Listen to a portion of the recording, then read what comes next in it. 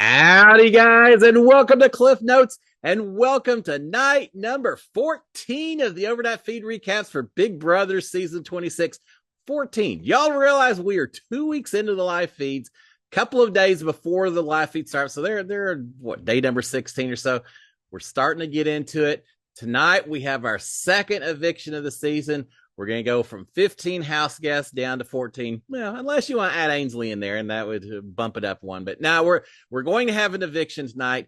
We still don't know Lisa, Angela, Tucker. They've got to compete in the AI BB arena tonight. One of them will get removed, and then the votes will come down. We had a lot of conversations last night. We'll talk about it. But I'll say this. The thing that struck me is normally on a Wednesday night, you get a lot of campaigning taking place from the people who are on the block. We didn't see so much of it last night. I don't know if it's these three specific people. If Tucker's so convinced that he's not going home, he's not worried about it. If Angela's so certain that she's going home, so she's not worried about it. If Lisa's so convinced that she's not going home, I just don't know. But we did not see a lot of campaigning taking place. Maybe it has to do with this AI BB arena, that they're banking on winning that thing and pulling themselves off more than anything else. Because we had a lot of conversations, but again, not a lot of any just hardcore, please keep, work with you type of conversations taking place. But let's talk about what did happen. There's a lot, so we'll get right into it. Now, first of all, let's talk about the episode that we saw last night, because we did see the Wednesday night episode. We saw Kenny win his veto, pull himself off the block. Congrats to Kenny. Puts him on a high. He goes back and forth a lot, but Kenny won the veto. I think the biggest part of that episode was we got to see more details of this whole Quinn and Angela blow up that led to so much tension over the weekend, led to so many of the live feeds being down. Angela had pointed out a group, which just happened to be 4 people of color, to Quinn. Quinn then gave T-Core the heads up that Angela had noticed. That eventually got back to Angela, who called out Quinn, blew up their relationship and such. But the part that we had not seen on the live feeds previously was T-Core mentioning that perception could be that race was involved and why that group had been pointed out. And Angela reacted to that. My personal opinion is that Angela overreacted when the word racism was used. But I also understand the absolute fear when she thought that label was potentially being used on her. Now, the good thing is, seems like a tough situation, which seems like the house guest eventually worked it out and had after everyone calmed down a little bit, had a chance to have a discussion and maybe hash some things out. So it has certainly blown up the relationship between Angela and Quinn.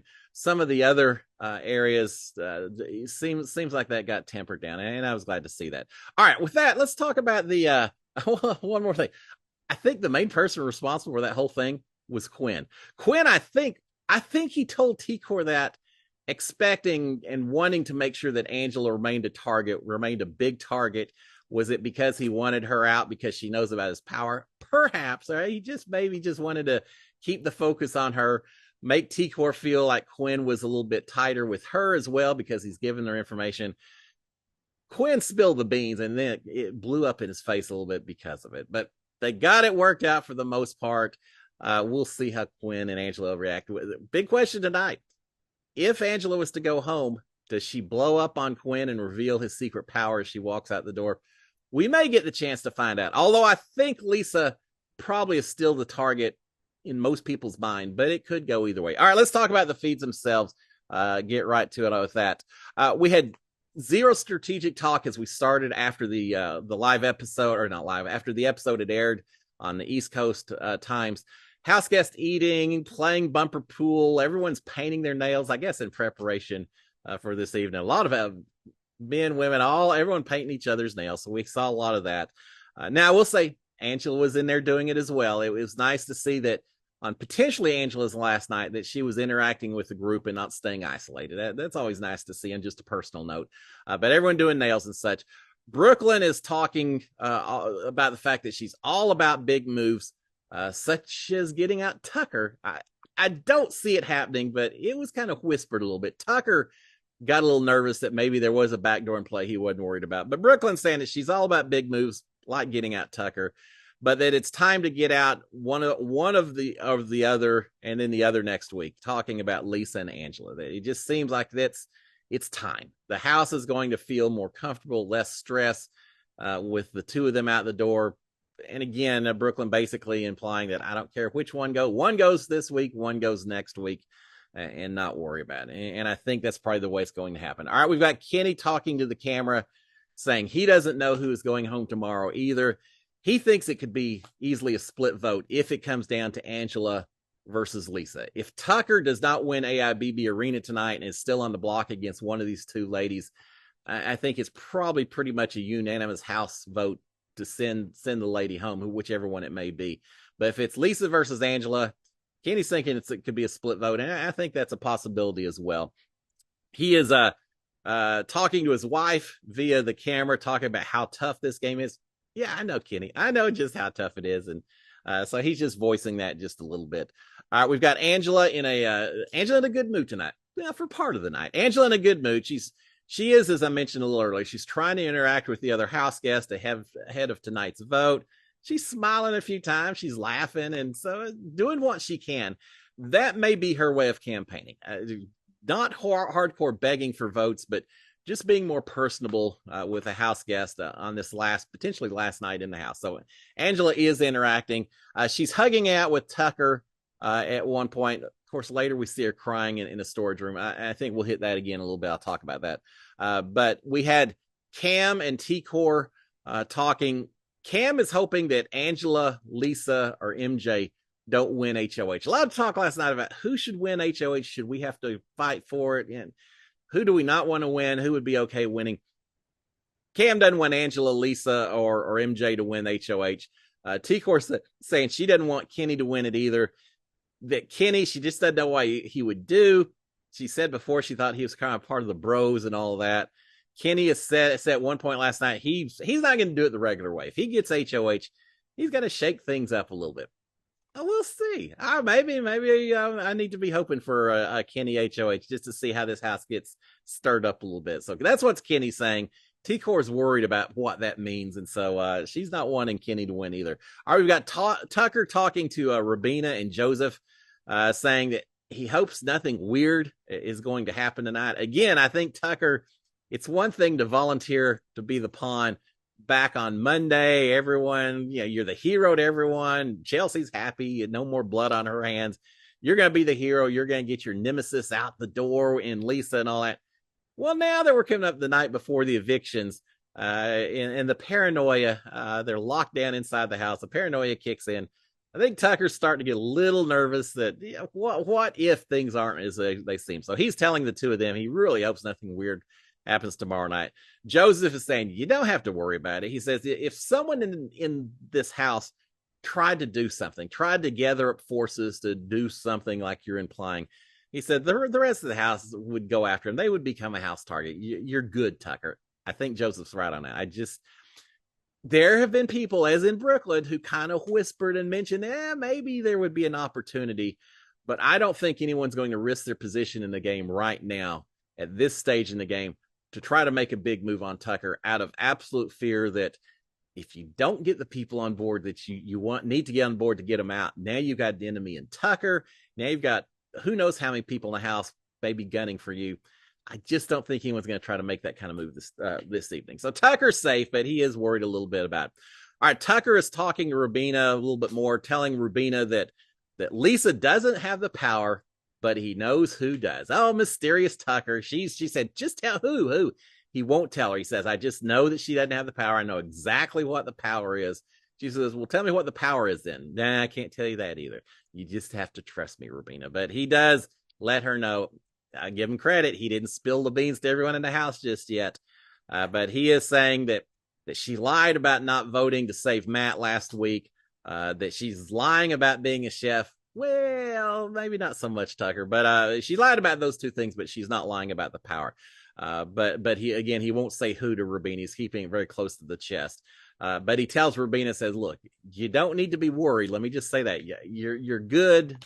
Don't worry about this. I'll tell you later. But right now, just know that she doesn't have the power, but you're good, Rubina. No issues with that.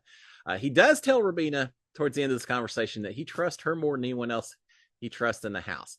There's been little whispers about the two of them getting friendlier and all that. We'll see. But certainly from a working relationship, it seems like these two continue to bond.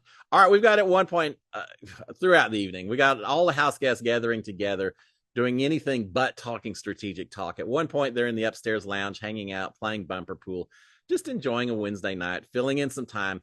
Have-nots become haves at midnight, can eat and shower again. So a lot of the house guests are just kind of waiting around for midnight to happen, starting to cook up food, things like that. All right, we've got MJ talking to Kenny. Kenny is down in they're starting to call that outer bedroom the Power Rangers room. So I'll try to do the same thing. Kenny's laying in the Power Rangers room. MJ is in there. She's telling Kenny that she's going to sleep with Chelsea one last night because she doesn't want the drama of having to sleep in a bed next to Angela. She just doesn't want to do it tonight. And Kenny's saying, well, I get it. He said, no, Angela normally, she just sobs for a little while when she gets in bed and then she falls asleep. And MJ saying, yeah, I'll sleep upstairs. We've got Tucker. Now, while everyone's upstairs playing bumper pool and all that, Tucker's practicing stacking pillows over in the corner. Is he doing it just because he's bored? Maybe. But the fact he's doing something like stacking things after the competition we just had, the veto competition involves stacking. I think Tucker's just trying to prepare for whatever kind of event comes up. So he's stacking pillows, seeing how high he can get with them. All right, we've got Leah and Lisa playing a clapping game up there. And then Cam is playing the same game with Lisa. I say they did pretty well. They lasted for quite a while, clapping back and forth. After they get done, Leah's complaining that her hands are bruised because his knuckles are so hard and all that. A little bit of flirting going on, and we'll have a little bit more throughout the evening. All right, we've got Quinn and Chemo and T-Core are the only three that are left upstairs as the rest of the house guests eventually filter down into the kitchen area. Quinn is revealing the Pentagon Alliance to T-Core, or at least he said that he and Brooklyn and Chelsea were part of a 5-person alliance. I don't know if he ever mentioned Cedric and Cam, but he said, Brooklyn and Chelsea and I were part of a 5-person alliance. He says, but Brooklyn knows that she and I are at the bottom of that 5-person group. He says, as a result, I think it's more likely that Brooklyn would be willing to flip on those other 3 if we wanted to try to do something, T-Core, and maybe bring some people in, things like that. So he's mentioning that. He also says something about there'd also be some benefit to staying with Chelsea. And I don't know, I think just staying tight with her. I'm not really sure. They were whispering. It was hard to hear, but saying he could go either way in terms of, do they go forward with Brooklyn? Do they go forward with Chelsea? What do they want to do? T-Core responds, again, she is whispering. T-Core is a whisper master. Hard to understand her, but she's whispering, and I think she's saying something about maybe staying with Chelsea, that she thinks that would work better. Quinn is saying that he trusts T-Core either way she wants to go. He'll go the same way. Says, reach out to her, talk to her. Just let me know what you want to do. Quinn is in alliance with everyone. He's in alliance with Ainsley as well. I mean, he's got everyone in some form or a manner. And as he talked about in the show last night, that can work wonders until it doesn't, until it blows up in your face and people start recognizing. And then you got to be careful. So you're walking a dangerous line there, Quinn, but more power to you if you can make it work. All right, we've got T-Core and Chelsea then playing pool a little bit later. We've got them talking about who they want to win, who they wouldn't want to win HOH. Chelsea is saying that she really doesn't trust Kenny and Lisa, MJ, Leah, even Cam. She says, Cam is tight with me and all that shit. I just don't trust him. I don't trust the fact that he seems so tight with Leah. And he's just a little sketchy. I think that's the word she used. She does trust T-Core and Chemo and Quinn and Brooklyn and Joseph. Those are the ones that she trusts the most, that if she doesn't win, she'd like to see one of them win. If she ends up not making it to the end, has to go to jury house, that's who she'd like to hang out with in jury house. So that's her team: T-Core, Chemo, Quinn, Brooklyn, and Joseph. The rest of them, she doesn't trust any of them. All right, they think that Tucker may want to work with them, so they're going to try to start reaching out a little bit and see if there's some interest there. I think Chelsea says, Tucker basically wants to see how this works out this week, who goes home, things like that, and then he's going to start looking a little bit more. We may be able to grab him. Chelsea talking about Lisa a little bit. They're talking about Lisa. Chelsea thinks that Lisa is from a famous family, that she thinks that she's married, that she thinks that she's never had to work a day in her life, that she travels everywhere because she comes from an incredibly wealthy family. developed an entire narrative of what they think Lisa is like in the real world. Most of it, all of it, not correct. But Chelsea's saying all of this to T Core's like, really? Yeah, Chelsea's got it all figured out. All right, we got Tucker at one point hugging Angela. I like to see it. Tucker hugging Angela. He's probably always been her biggest supporter. He's giving her a hug. He says he's rooting for her. He's saying that he really doesn't think that she's going. I don't know that Angela is convinced of that yet. But she's saying, well, I hope you're right, Tucker. He's saying, yeah, I think you're all right. But they hug it out a little bit. And that was nice to see. All right, we've got Joseph talking another alliance with Rubina, using all different people. And I think he's talking about, he's talking, let's start over. He's talking about pulling in Rubina to do another. He's talking to Chelsea. Let me start with that. Joseph and Chelsea talking about maybe starting an alliance with Rubina. But he's saying, I think if we start one with Rubina, we need to use all people who aren't in our existing alliance. And I think he's talking about the collective, which I hadn't even thought of for a while. But he's saying we ought to get one with Rubina with all different people, so we're covered on all different directions. And Chelsea's agreeing, saying, yeah, maybe that would work if we can get Rubina to work with us. Cam and Leah scare Chelsea. She's telling Joseph the same thing that she told T-Core earlier. Joseph is suggesting that Kenny may be open to working with people. He says, look, he was super loyal to Matt. If we could get him over to us, maybe he'd be super loyal to us. So maybe we ought to consider Kenny a little bit. Now, later, Joseph had some choice words about Kenny to the camera that we'll cover. But in front of Chelsea, he's suggesting that. All right, we had a huge group in the kitchen playing the game of concentration, slapping hands, or clapping and giving states and flowers and things like that. Angela was playing along, which again was nice to see. We had more flirting between Cam and Leah in the bathroom after Leah gets out of the shower and she's all dressed and standing in front of Cam. And I think if I understood the wording correctly, there was a mention about, oh, you have underwear on, and some things like that. So yeah, they continue to flirt a little bit. Conversation turns to one night stands and who may have had some and who may have never had some. And so again, they continue to bounce around with will they or won't they kind of showmance questions. All right, stories around the kitchen table while they're waiting for midnight. I mentioned several times that Angela was contributing. Lisa's there telling stories as well. So she's trying to stay involved with the rest of the group as well. Finally, the have-nots are over. They get to eat. They had drinks prepared for them with little watermelon slices. They had all kinds of food prepared. And we didn't get to see any of it because the feed shut down for about 20 minutes. So we missed them celebrating. I don't know why. Are they going to show that in the episode? Maybe not even then. So we may not get it at all. But we did not get to see them. But the have-nots are finally over. So now everyone can shower and eat and do everything. And so everyone's celebrating because of that. All right, we've got Joseph talking, as I mentioned, talking to the cameras by himself in the bathroom. He's complaining about Kenny. He's saying, look, why would you sign up for a reality show if you just want to quit? He's a little perturbed at that, as are a lot of the people watching on the live feeds. He says as well, apparently Kenny was complaining that he was trying to sleep in the Power Rangers room and everyone in the kitchen was being too loud and he couldn't sleep. And Joseph saying, well, why would you sign up for a show if you're going to quit? Why would you complain about people being up when you chose a bed that's in the worst situation for noise and everything else? And the thing is, more than any of that and what Joseph's saying, the idea that everyone else is celebrating the have-nots being over and Kenny is in bed and not part of that group. Short term, yeah, I know he said he doesn't care if he goes on the block and whatever. At the end of this thing, if you're going to stick around that long, you've got to have these relationships. And when he is not participating in, for these four ladies who are coming off the have not, this is a big deal that they get to eat again. And it's just it's a chance for the entire house to come together and celebrate without alliances or side eyes or anything. You get to step away from the game for just a few minutes and celebrate some people who finally get to do some good stuff.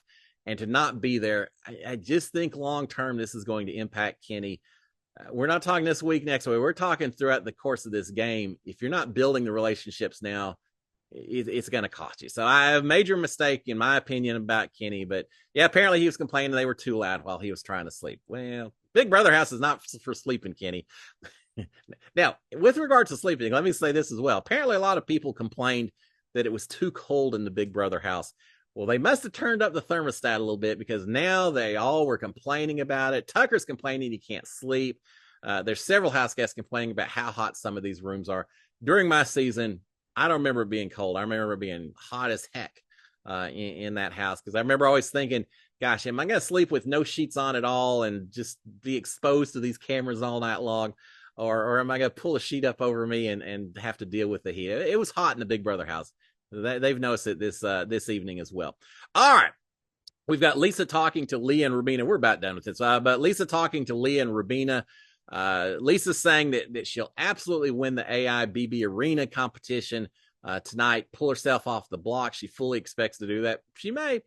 She's saying once that happens that they should make MJ an honorary member of something. I tried to check all the different alliances that may exist with Lisa and Leah and Rubina that don't involve MJ, and I couldn't find one. So if y'all know what group she's talking about, please let me know in the comments. But she's saying maybe we need to make MJ McKenzie an honorary member, not a full member, but at least an honorary member of whatever group they're talking about. So they all are kind of agreeing to that.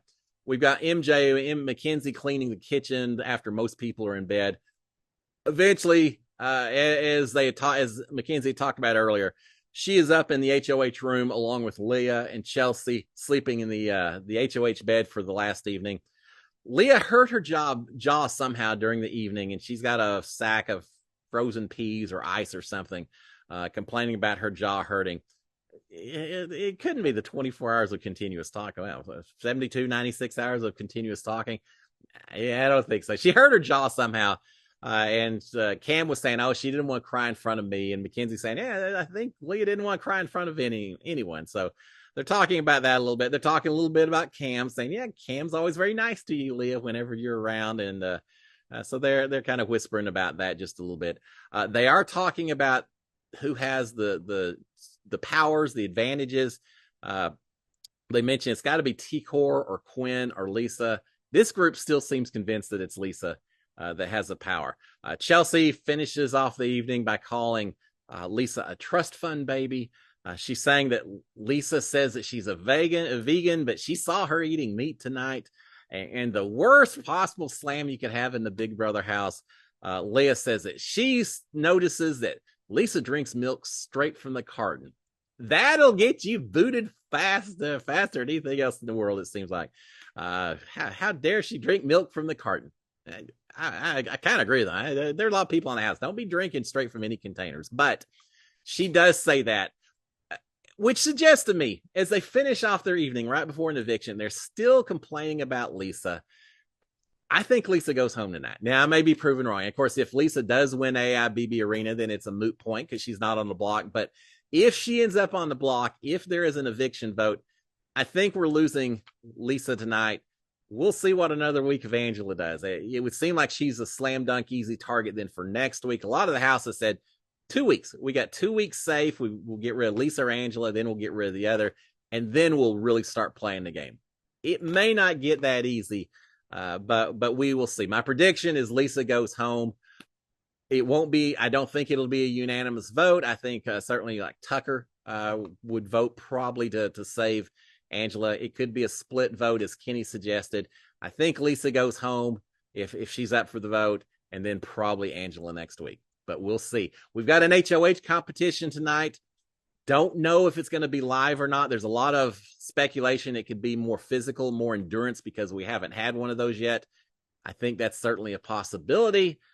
We'll see. I hope it's live. I hope we get to watch it from start to finish. We will find out. But until then, guys, have a fantastic Thursday. I will be back tomorrow morning to tell you who our new HOH is and talk about who we've lost from the game. Whoever it is, we're gonna miss you, because whoever it is, you've brought drama to the game so far. You've brought chaos. Not all of it positive, not all of it great, but certainly some entertaining TV when they let us watch it on the live feeds. Guys, y'all have a fantastic Thursday. I'll be back tomorrow morning. Until then, SKD 143. Cheers, my friends. Bye.